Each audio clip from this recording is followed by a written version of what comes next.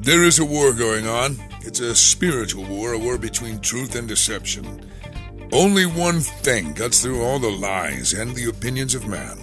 It is the truth of an ancient book that we call the Bible. It is God's Word. It is God's sword. My study uses the King James Version for all of the textual reasons, but as a translation, Song of Solomon, in my opinion, is difficult enough for us to appreciate the poetry at times without a strained, centuries-old language variation, which we have in the King James Version. So anyway, I'm opting to use the English Standard Version. You probably are aware there are some people who are King James only. They're King James only. I'm King James mostly. But for this, from chapter 2, verse 1, in the English Standard Version, we read, I am a rose of Sharon, a lily of the valleys. Well, if you've been in Christianity for any length of time, a few decades, you have no doubt heard songs that have used those terms to describe the Lord. And frequently that opening line of this chapter is attributed to the groom, to the man, to Solomon in this drama. Doesn't fit. I think it's only done because of, perhaps, for no other reason, the use of the words I am. But other than that, I believe the English Standard Version translates it right for us. I am a rose of Sharon, a lily of the valleys. A rose, not the, no definite article, not the rose of Sharon. This is best understood as coming from the Shulamite, from the girl in this drama, who acknowledges, as we saw in the first opening chapter, she acknowledges that she's pretty, but she doesn't think she's hideous, but she hasn't really had she's been forced to work in the sun. She has step-brothers that have forced her outside working, caring for the vineyard, and her own vineyard, as it were, has been neglected. She doesn't like how dark her skin is. We looked at that last week in chapter 1. But she recognizes that there's some beauty. She acknowledges that. And as most women would acknowledge, I'm not the worst thing, I'm not the prettiest thing. But in fact, her expression, I am a rose of Sharon, is actually a lily of the valley, is as a statement, I'm just another flower. I'm just another wildflower. It is not a boast. It's not I am the anything. I am a. One among many roses. One among many lilies. That's what she's saying.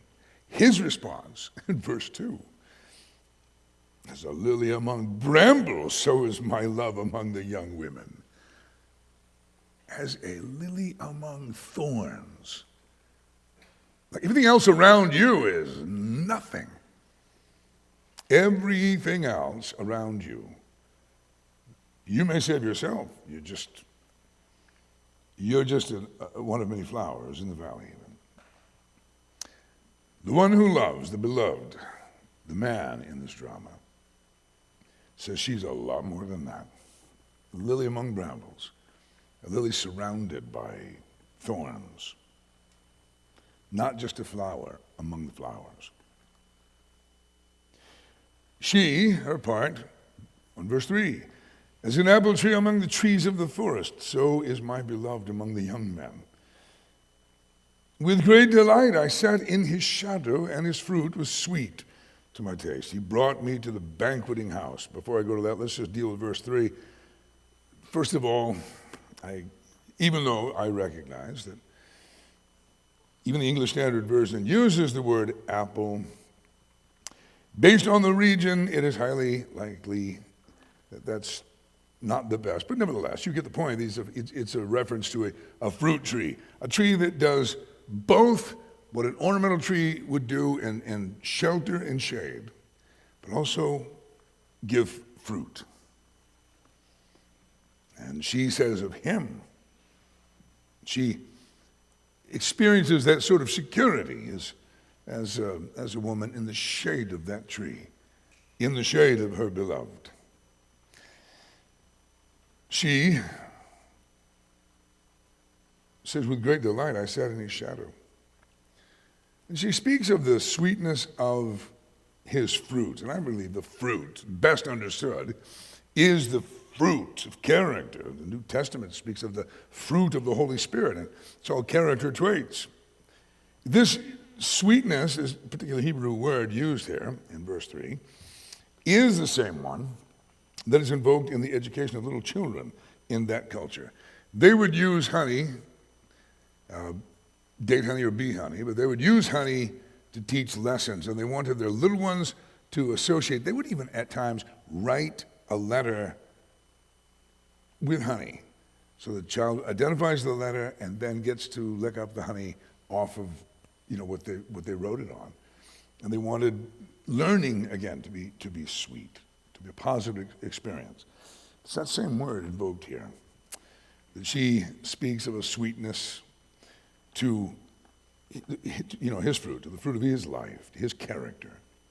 And in verse 4, he brought me to the banqueting house. His banner over me was love. All right, so digging into this, banqueting house, what's she talking about? Actually, literally translated, it's the house of wine. It is in Israel at this particular time, unlike over in Europe where they do wine cellars, they did wine in open air spaces, sometimes on a second story, kept in large earthen vessels, and it would seem that what she's really describing is this is a very public place.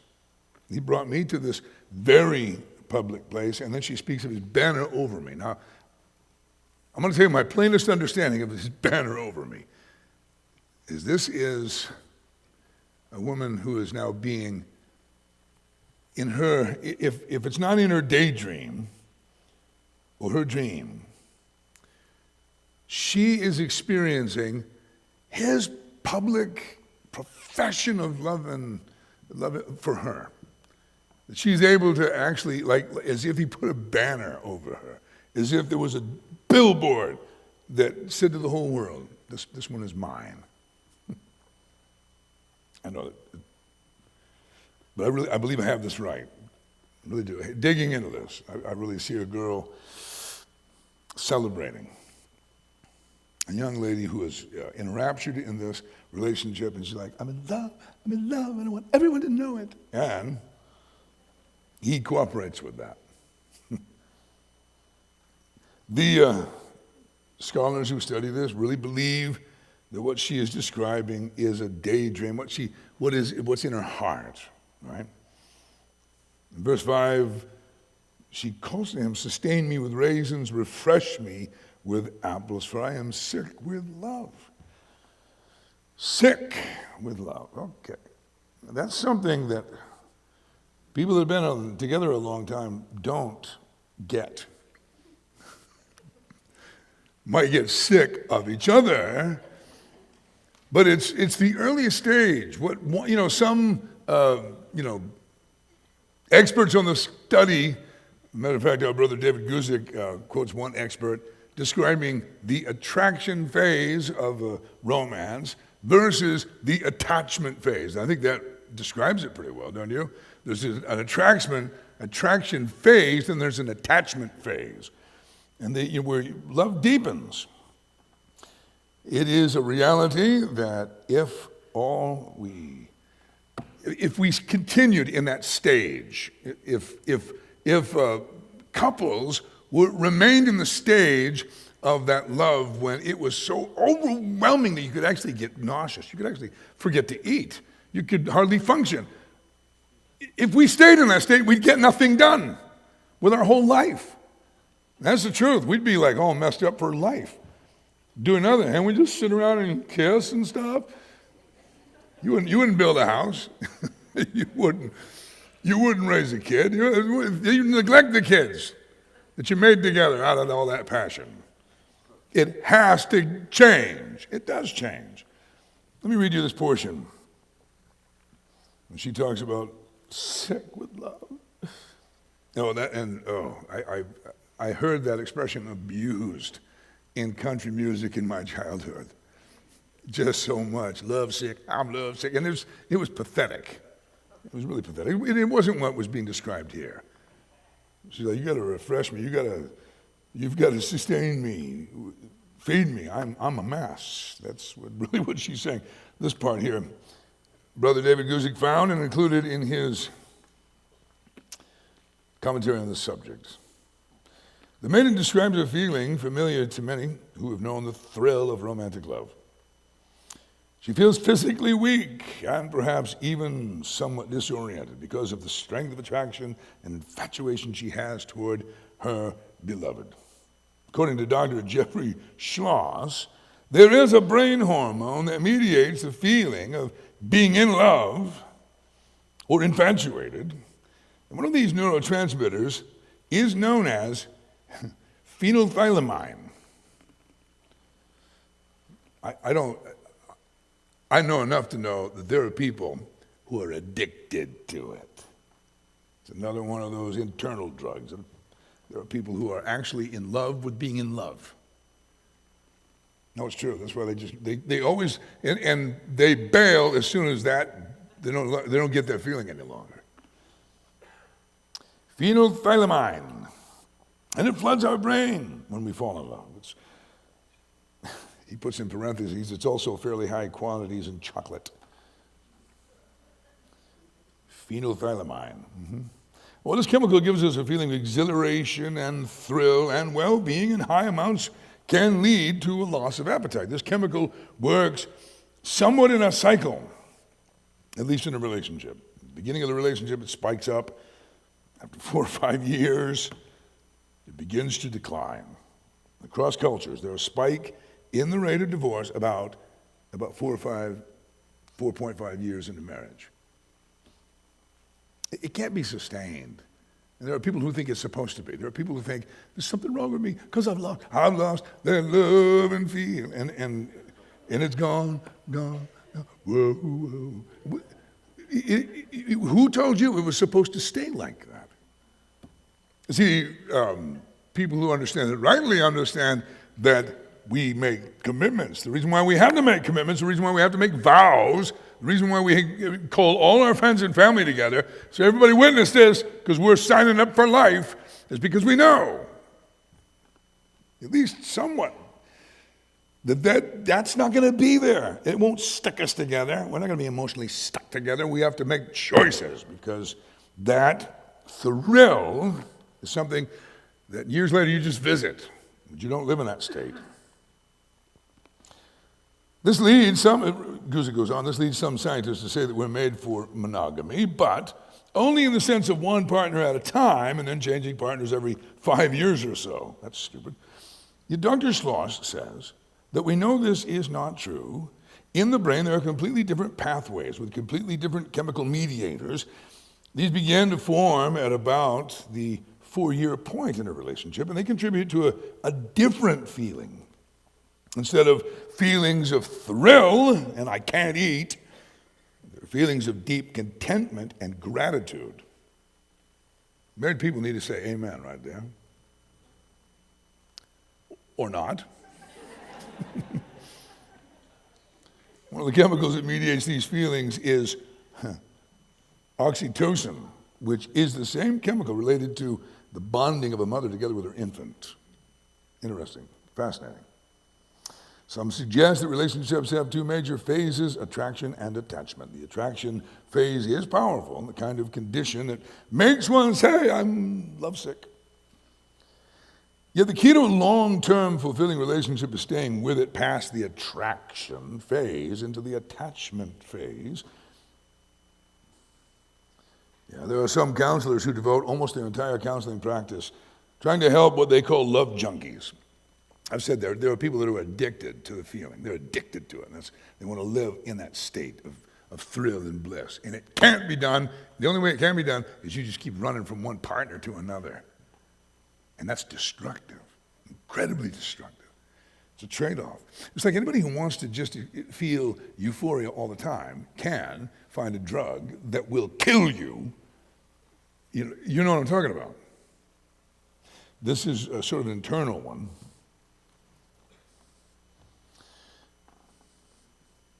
Yeah, so there are counselors who devote almost their entire counseling practice to help what they call love junkies, people who are so addicted to the phenethylamine phase that they bounce from relationship rush to relationship rush without ever really coming into a greater, longer lasting relationship fulfillment.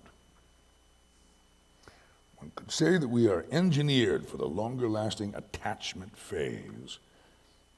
And the attraction phase is meant to be a portal into the attachment phase. All right, so all of that, which is profoundly true, agrees with 4 basic words in the Greek language that all in English translate love. We got one word for their 4. There is eros, and that's the one everybody relates to. It's romantic love, and it's powerful. But it's also the most selfish. It's also the shallowest. Shallow and selfish. It'll get things going, but it won't keep things going. It'll get things started, but that's all it's good for. And then there is, of course, storge and phileo. There's familiar friendship love. There's family sort of love or brotherly love. But then the highest of them all, of course, is agape, selfless, self-sacrificing, true devotion, true loyalty, agape. And the truth is that every relationship, romantic relationship, starts off with nothing deep. We start out because we just think each other's pretty. That's how deep it is. Huh? What's your name? And we're all weird and goofy, but hopefully we'll stick around long enough to find out there's a soul there, there's a person, and you because of that attraction, you start walking together, and then you start building up some experiences and some shared thoughts and convictions, and you go through some adventures and some pains, and it transitions and it deepens. Anyway, since she mentioned being sick with love, it does seem appropriate that we talk about the phenomenon of love sickness.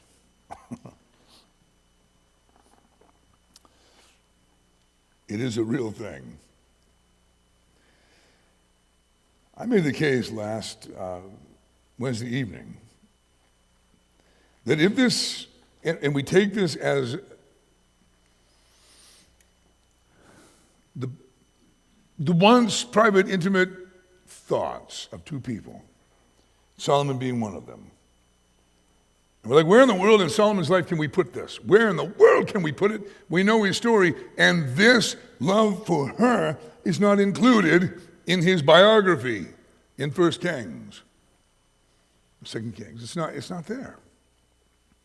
What is 1,000 women, 700 wives, and 300 concubines that ultimately lead him to apostasy, with no indication that at any point in his old age did he repent. We dealt with Ecclesiastes. He had some conclusions. He writes as the preacher at the end of his sort of journey. But where did we fit this romance? Well, I'm going to tell you my thoughts once again, and I'm trying to make the case for what I said last week. I believe this romance happened in Solomon's life before any of the others. When he was young, and when she was young, we are reading the words of 2 young people pouring out their souls. Especially when we get into the language of Solomon bounding like a gazelle through the mountains. That wasn't an old Solomon. that was a young Solomon. What happened to her? Look, I'm telling you what I said last week. I'm sticking with it. I have no proof, except that it's the only thing that makes sense to my mind. There was one woman that Solomon truly loved, and she died. The alternative to that is she just became one of the 1,000 in a harem, which, if I believe that, I don't even want to read about all their love for each other. In my mind, there is a young king, very promising, young king, son of David, and he meets a girl, plain girl, and there was a love between them, and it was intense.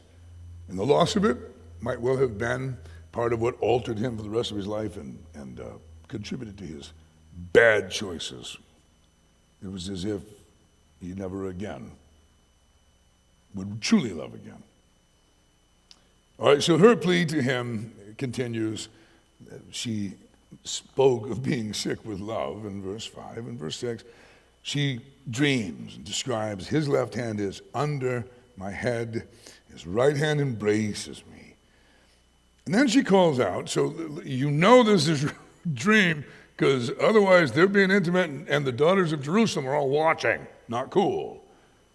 Verse 7, I adjure you, O daughters of Jerusalem, by the gazelles or the does of the field, that you do not stir up or awaken love until it pleases.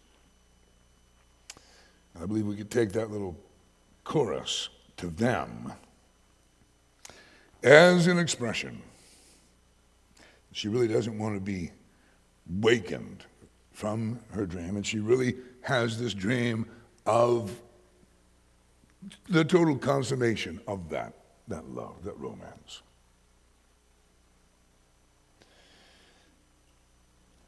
Her description in verse 8.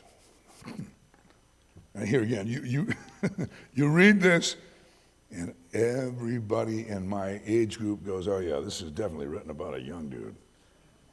The voice of my beloved, behold, he comes leaping over the mountains, bounding over the hills. My beloved is like a gazelle or a young stag. And behold, there he stands behind our wall, gazing through the windows, looking through the lattice. Now, I think we can agree here. She's describing a young Solomon.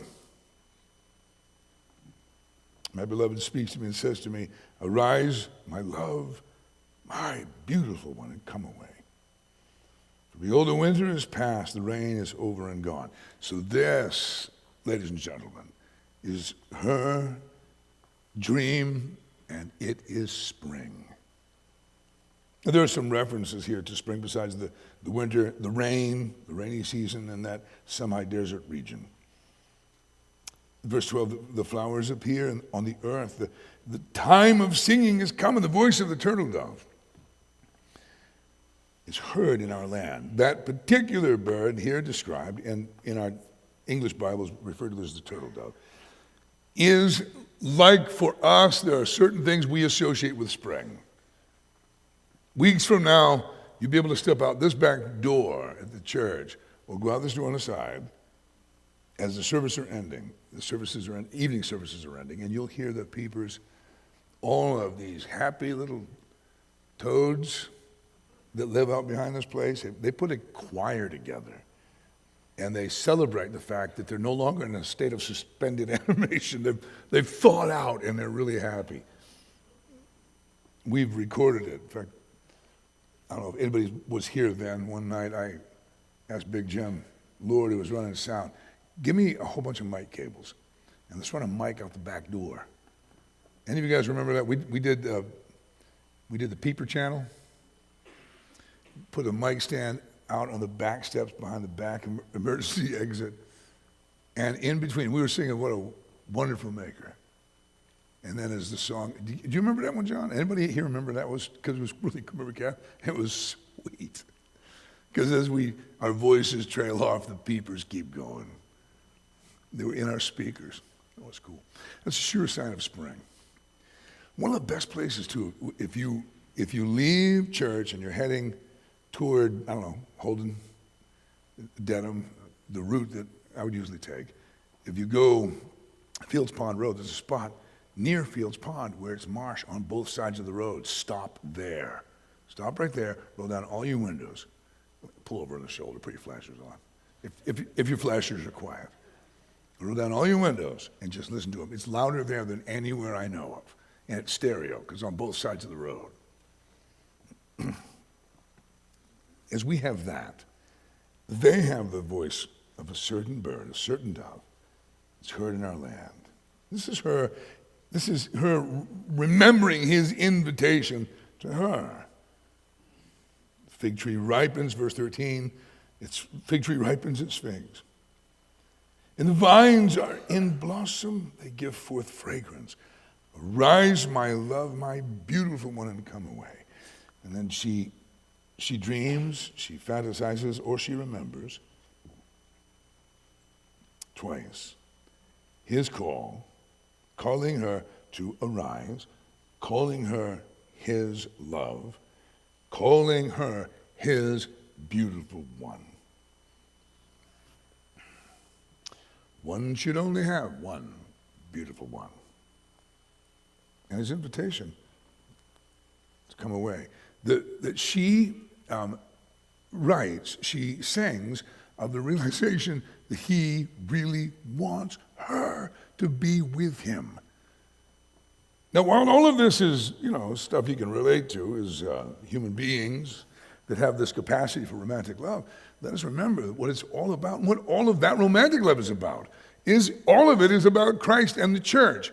That even the reality of husbands and wives and our capacity for this kind of thing is all about Christ and the church. There is one who is the groom to all of us, that sees us as beautiful, where his perspective is very gracious. He has loved us, and he has called us to come away. He calls us to come away, to turn our back on the world. There's that old hymn, I've decided to follow Jesus, the cross before me and the world behind me, don't turn him back. We've been called to come away. And ultimately, that will involve our departure from this earth, because he made a promise to his disciples. Go to prepare a place for you, and if I go, I'll come again to receive you unto myself, that where I am, there you may be also. Her heart is enraptured in the thought of his voice, calling her, realizing that he wants her, that he has chosen her. Again, in verse 14, oh my dove, in the clefts of the rock, in the crannies of the cliff, let me see your face. Let me hear your voice, for your voice is sweet, and your face is lovely.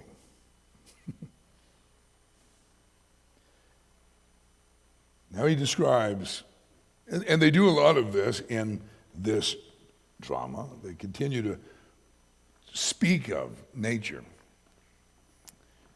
Being alone in the forest or in the mountains and the hills. He calls her, and he uses a different word, oh my dove. It's not the voice of the turtle dove, it's a different one. Oh my dove in the clefts of the rock. And the dove has always been a symbol of love. It's cooing sound. It just sounds so, lovely. And he calls to her to go to the place where we can be ultimately alone, the clefts of the rocks, the crannies of the cliffs. That he said, let me see your face, just to see her face. Let me hear your voice. Your voice is sweet and your face is lovely. Her face and her voice, sweet and lovely.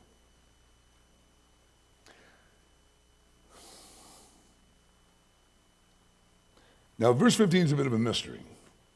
For all the commentators, it's a little mysterious. Catch the foxes for us. The little foxes that spoil the vineyards. For our vineyards are in blossom. Now, we understand that there's a threat. There are these little foxes. We understand that the tender grapes are vulnerable. We understand that. What is a little bit mysterious is who is this addressed to. This is not the groom. This is not the man, the beloved. telling her, catch the foxes for us. This is presumably not her telling him, catch the foxes for us. The verbs are plural. It suggests then that there are some others, some brothers that she calls out to. Catch the foxes for us. And the us is her and him, but the request, the appeal, is to others outside of that relationship. There are little foxes. A lot of great sermons have been preached about little foxes that spoil, little compromises or little vices, or what we think is little. Little can spoil big. Okay? A lot of good preaching out of this. But could you consider the possibility that every relationship, every romance needs friends and needs help? We need the help of friends. Everybody does. Every romance, no matter how powerful, no matter how dramatic, how movie-like, still needs friends that play a part, that help catch the little foxes, help us to stay accountable and help us to stay true. The Apostle Paul described himself like that to the church of Corinth, as like the best man to one groom. And he said to the church of Corinth, I have promised you to one groom. That is to Christ. I promised you to one. And I see these others trying to court you, and I'm not, this is a paraphrase. Paul spoke of his role as the friend of the groom who wants to make sure that all these other dudes stay away from her while the groom is off preparing a place. Well, I think it is so. Friends have a part to play in our relationship with the Lord. Each one of us. There are things that can, in fact, spoil.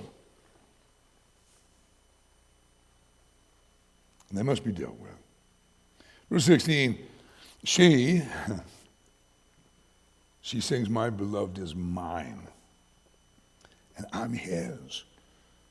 He grazes among the lilies until the day breathes and the shadows flee. Turn, my love, be like a gazelle or a young stag on the cleft mountains. So she describes him in those terms again. Gazelle, stag. She's impressed with his sure-footedness. She has this dream of him just running. It's like that old movie thing, just slow motion, running to each other's arms. But she sees it that way. But the ownership, the sense of belonging, is the thing that makes it so absolutely wonderful. She's saying, my beloved is mine. She understands that she has his love and his devotion, his loyalty. He is mine and I am his. So it ought to be. Grazing among the lilies. Now, some commentators think it's a reference to his lips on hers. She's the flower of the lilies. Till the day breathes and the shadows flee. She is enraptured in the fact that she's been chosen, that she is actually loved. This is every woman's dream, that they've been loved, truly loved. It's an amazing moment, isn't it? Amazing for those of you who've experienced it, to realize that they, maybe even to your surprise, are really into you, and you are really into them. It's mutual. Does anybody here relate to local artist John Chirsak, folk artist that back in the days, back in the 90s, 80s, you could find him selling his songs and playing them on the streets down at Bar Harbor. And got to be friends with him, but he had the title song of one of his albums was truly pitiful. I always fall in love alone. Isn't it? When you think of it, I always fall in love alone. And yet, hopefully you've all had that experience. I think everybody needs to. As in your younger days, I was pathetic. I was a pathetic kid. I was always in love, always falling in love, but it was always one way. I was one weird little kid. I think I relate to my crazy grandson Ivan in many ways. I could just see him doing this. I don't think he's done it yet, but I was that little kid that would write love letters and pour my soul out and then find a way to get it to the prettiest girl in elementary school. Fortunately, the prettiest girl in my elementary school was kind. She didn't she didn't just show it to the world and then, lament or be insulted over the fact that urine-smelling kid, which I was nowhere in her, in her class or her league. She was kind enough. She was a nice girl, and she just kind of put him away, but it wasn't returned. My affections were not returned. They didn't stop me. I might have been better off to have been treated cruelly. Well, what a wonderful thing when the day comes when you can express love and it's actually returned. When it's actually, and find yourself surprised. There was a moment when I was all of 21 years old when I had met the woman I would marry, and I had a moment, because, it wasn't like she was giving me any indication, but there was a moment as I crossed the main street in Bangor to get on my motorcycle. And it was a Honda, there was nothing cool about it. I'm gonna get on my Honda and had to go do the jail service, church service at the county jail. There's an old country song. I was looking back to see if you was looking back to see if I was looking back to see if you were looking back at me. And you were cute as you could be, standing looking back at me, and it was plain to see that you enjoyed my company. That's all I had initially was, hey, that woman's looking back. There was a moment. This lady was just passing through, but she was looking back. And I realized, I have a chance. Her eyes were like saying, and I was responding to, so you're saying there's a chance? Here in our text, she, the Shulamite, celebrates that the one that she loved is hers, and she is his. That should also be our Christian experience as part of the church, as part of what the Lord considers the bride. We ought to recognize that we're owned, that we've been loved and we're just loving back, that our beloved is ours and we are his. And the Apostle Paul goes beyond that to say, you are not your own, you were bought at a price. Bought. We were actually bought, actually paid for. We actually, the analogy is not just that we're part of a bride, we're part of a bride that actually was bought out of slavery and paid for. We were on the slave stocks, on the auction stocks. And we were purchased. We were bought. We belong to someone. We belong to the Lord. And the Apostle Paul would say, in light of that, we should be like glorifying God with our mortal bodies. We're not our own. We're owned. We've given ourselves to someone. And it's right that we should. We owe him everything. We owe him our very existence. We owe him so much for our salvation, for saving us, for forgiving us. So the relationship that we have with our King, though it is not eros, it's not a romance, it's a different kind of love, it still should result in an awareness that we belong. He's ours. Do you guys have that sense, or you have that awareness? Do you have that awareness of the Lord's devotion to you? Because that ultimately comes from his word. And the more we consume his word, the more we meditate upon his word, the more we actually let it speak to us and actually hear it, we realize he's devoted to us. He's more devoted to us than we have ever been to him. And it's realizing that should continually win our heart. That the Lord of the whole universe knew us, and we're just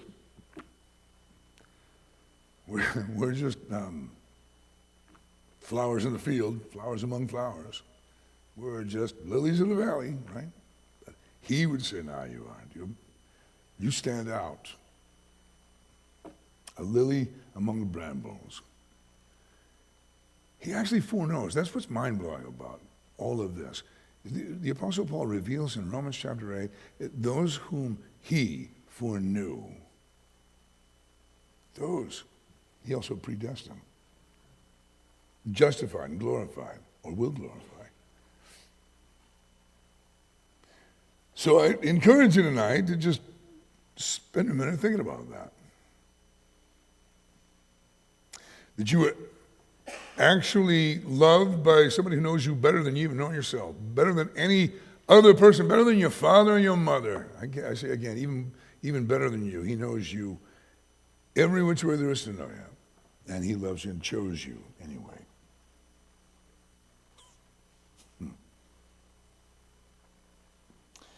Our hero will return, bounding, truly bounding. The return of the king. I'm not talking about his coming to take his people. I'm not talking about the rapture. I'm talking about second coming of Christ. Involves one great king bounding to the Mount of Olives. His impact is such that the mountain splits. The whole world is affected by it.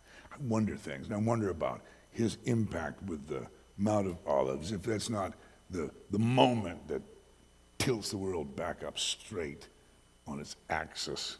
But I do know, I don't know that for sure, but I do know that that mountain will split. It's going to move and change the topography. This is a world that has been through the Great Tribulation and bearing all of the scars. He hits the Mount of Olives, the very mountain that he ascended from. That was the last place he was seen on earth by the disciples. And he ascended. He's going to descend with velocity. And a great valley will open up, a water source. From underneath the temple is going to burst out and become a river, a perpetual river for the 1,000 years of Christ's reign, that millennial reign on the earth. A river that flushes out all the way from the Judean mountains down to what we call the Dead Sea. The Israelis call the Salt Sea. And it will flush it out. And for 1,000 years, they'll fish there. They'll be fishing. They'll be drying their nets on the rocks. There will be 1,000 years of peace. But it all is a result of the groom bounding over the mountains, landing on the earth. Well, am I over-spiritualizing Song of Solomon? I don't think so. I think that's why it's in here. Maybe. But there's a romance here, and it is about Christ and the church. Hey, thanks for listening. We pray that the Word of God will speak to your heart as you meditate on it. If we can help you grow, or if you have any questions, you can visit us at our website at ccbangor.org. Give us a phone call at area code 207-991-9555, or you can shoot us an email at office@ccbangor.org. I'm Jessica Graves Fleming, and on behalf of my dad and Calvary Chapel Central, Maine, we wish you grace and peace.